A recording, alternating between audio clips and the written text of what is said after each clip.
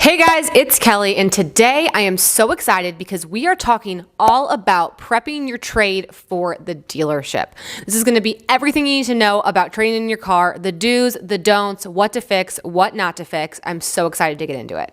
If this is your first time joining me, hey, I'm Kelly and I'm the car mom. I review cars for moms and for families. Make sure you subscribe to my channel because you're not going to want to miss any of my car related content. And please give this video a thumbs up because it really helps your girl out with the YouTube algorithm so more people can see my videos so we can have more people knowing what they're doing at the car dealership. So let's get into it. So you decide you want to trade in your car. You want to upgrade. So how do you get the most bang for your buck at the car dealership? That's what we're diving into today. Okay, so first things first, let's talk about what you should fix before you get to the car dealership. When dealerships are appraising trades, one huge red flag guaranteed to really knock your trade-in value is if you have any lights on in your dash. If your check engine light's on, even if your low tire pressure light's on, get all lights taken care of. I'm not saying you need to go and make the car like brand new, but make sure your check engine light is not on. This hurts your trade-in value because the dealership has no idea what is wrong with the car. And even if you tell them, oh, it's just this simple minor fix, we don't know that. So we have to cover our own butts and we are going to knock you on your trade-in value. So no lights on the dash when you trade your car in.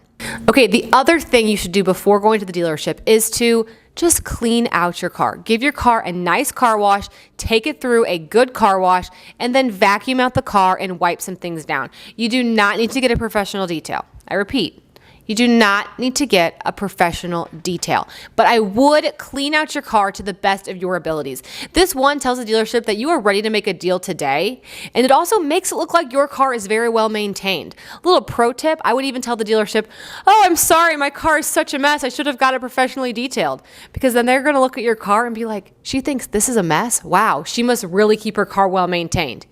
Even if you always didn't. I get it. I'm a mom. My car's messy sometimes too.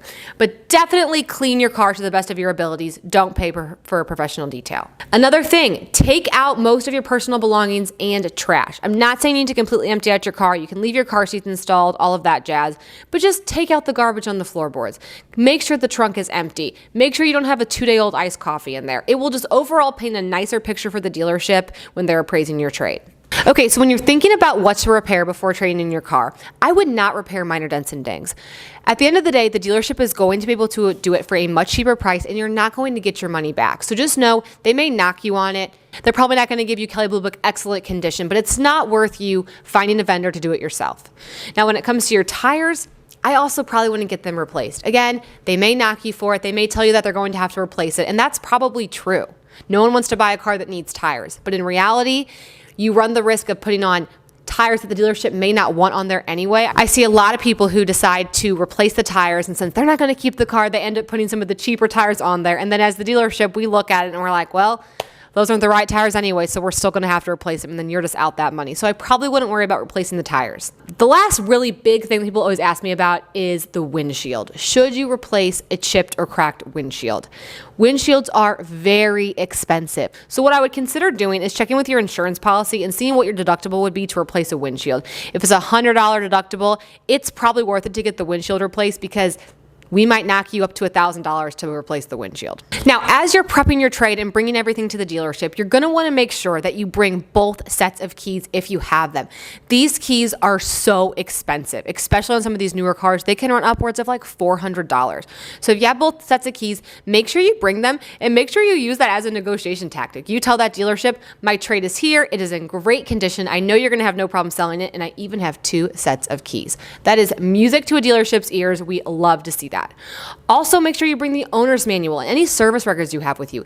Anything to paint the illusion that you have a very well-maintained trade that you really cared about is definitely going to help you get more money for your trade. Another thing that people always seem to forget is to bring anything that came with the car. So if you took a headrest out to put a car seat in, if you took the middle seat out, if you took a cargo cover out, make sure you bring everything that came with the car back to the dealership. Missing floor mats is another one. If you put WeatherTech floor mats in there, great. Do you still have the carpeted floor mats? Anything that you can bring with you that the car originally came with is definitely a way to get the most bang for your buck on your trade-in value. And then just a couple of other things to do, not even so much as prepping your trade, but just to make sure you have a smoother car buying experience, well, is to bring your trade title or your lien release if you have it.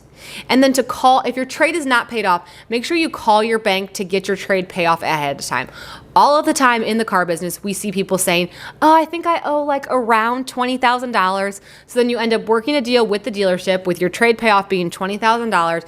And then we call your bank and find out it's $25,000. So have your exact payoff. It will save you time and it will get you the most accurate payments. And then finally, one of my biggest tips when it comes to trading your car is to be upfront about the fact that you have a trade. There is like some bad car advice circulating around the internet that you shouldn't tell the dealership you have a trade until after you agree on the price of the vehicle that you're buying. And to me, that is very outdated advice, and I don't want to play games. Dealerships don't want to play games. Customers don't want to play games. Let's just stop playing games. Now, that advice came out because way back when, before the internet, before the transparency that is the car business, dealerships used to use what's called a trade allowance, meaning that they would show you more on your trade and actually not be discounting the car or vice versa. But you are going to be an educated car buyer. You are going to know a good, fair price for the car you're buying, and you're going to know a good, fair price for what your trade is as well. And at the end of the day, it's all about the bottom dollar price. Don't get too caught up in what this dealership's giving you for your trade versus what that dealership's giving you for your trade. What is the bottom dollar? Who cares where the discount comes from? Whatever that final price is, that's what we want to focus on negotiating. So thank you guys so much for watching. Comment below if you have any other questions about the car buying process. I am happy to do some more videos on it. So please subscribe to my channel, turn on the bell icon. I have so much good content coming, and head to my Instagram @thecarmom because I do a lot more car related content there. All right, I'll see you guys next time.